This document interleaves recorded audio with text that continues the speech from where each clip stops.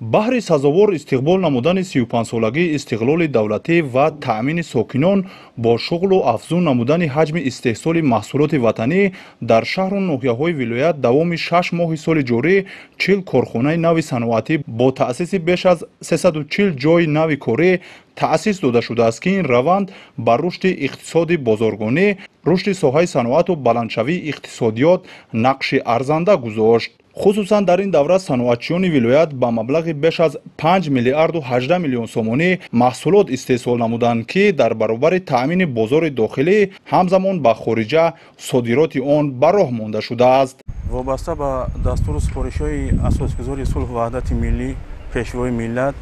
президенти ҷумҳурии тоҷикистон муҳтарам эмомалӣ раҳмон, ки дар паёмашон ба маҷлиси олии ҷумҳурии тоҷикистон баён карданд, яъне дар ҳар як шаҳру ноҳияҳои ҷумҳурӣ бунёди коргоҳу корхонаҳои нави саноатӣ бояд роҳандозӣ гардад ва масъулини мақомоти иҷроияи ҳокимияти давлати вилояти хатлон ба нақшагирии 500 адад коргоҳу корхонаҳои саноатӣ бо таъсиси зиёда аз 14 000 ҷойи кориро таҳризӣ намуданд ва ҳамин омил буд, ки ҳаҷми истеҳсоли маҳсулоти саноатӣ дар 6 моҳи соли ҷорӣ ба 5 миллиарду 18 миллион сомонӣ расонида шуд, ки нисбат ба ҳамин давраи соли гузашта 252 миллион сомонӣ зиёд буда ва суръати афзоиш бошад 5.1% таъмин гардид.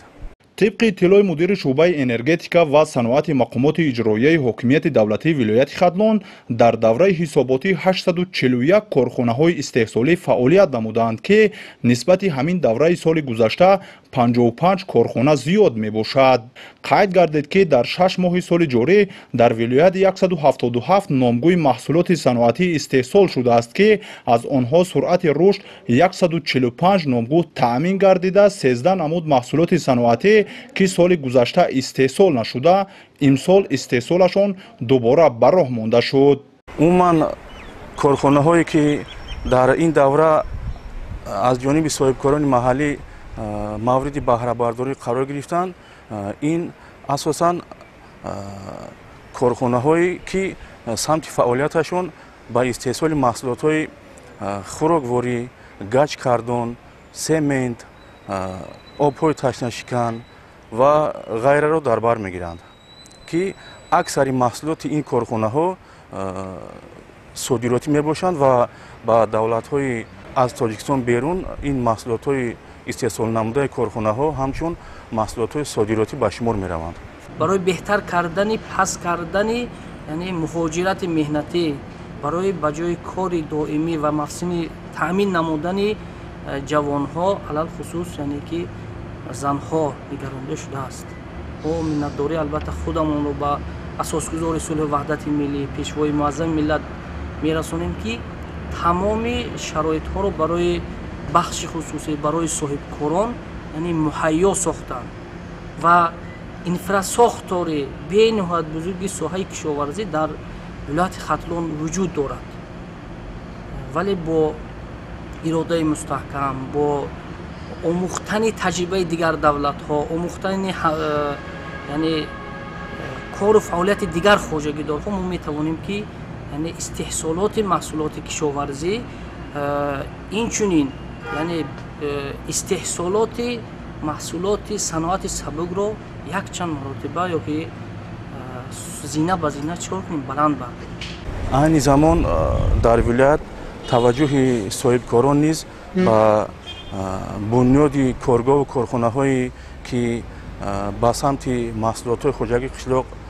وابستگی دارند، یعنی با مانند کارخانه های کارکرد میوه و سبزوات، آبهای تشنه‌شکن و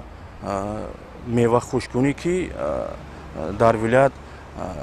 استحصال می‌گردند، همین کارخانه ها از جانب صاحبکاران شهر نوحه ولایت با استفاده داده شده ایستاده‌اند.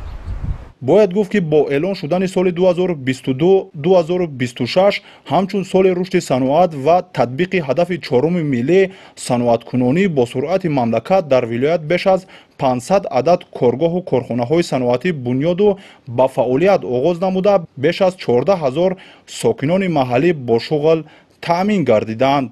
тадбири мазкур зери таваҷҷӯҳи роҳбарияти кишвар ва мақомоти иҷроияи ҳокимияти давлатии вилоят буда баҳри рушди соҳа ва бунёди иншооти гуногуни хоҷагии халқ аз ҷумла коргоҳу корхонаҳои саноатӣ чораҳои зарурӣ андешида мешавад.